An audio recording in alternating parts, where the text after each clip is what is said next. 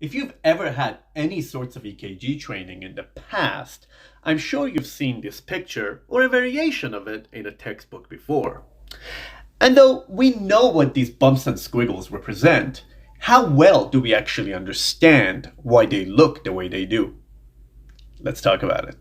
It is critical for you to understand and also to remember that the true pathway of an impulse through the heart is down to the left and towards the front of the body.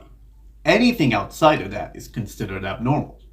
Basically, everything must depolarize from left to right. And for this reason, lead 2, because of its positioning, is the best lead to capture this electrical activity.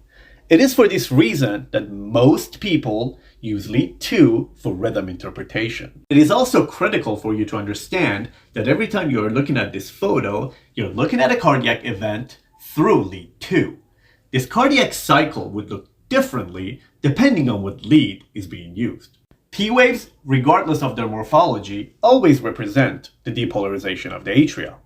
In a normal heart, the right atrium depolarizes towards lead 2, and for that reason, it gives you a nice upstroke and positive deflection.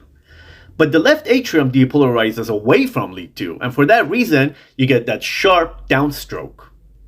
In a normal heart, the intraventricular septum depolarizes from left to right through the intraventricular septal fascicle. Because this depolarization occurs away from lead 2, it gives you a negative deflection. The majority of the left ventricle depolarizes towards lead 2, and that will give you a positive deflection on your EKG known as the R wave. As left ventricular depolarization continues and it reaches high lateral wall of the left ventricle, this depolarization occurs away from lead 2 and it will give you a negative deflection known as the S wave. And finally, the T wave represents repolarization of the ventricles. Because this repolarization occurs away from a positive lead, it will give you a positive deflection on your EKG. Thank you so much for watching. I'll see you guys next time when I'll cover intervals, segments, and what they mean. See you later.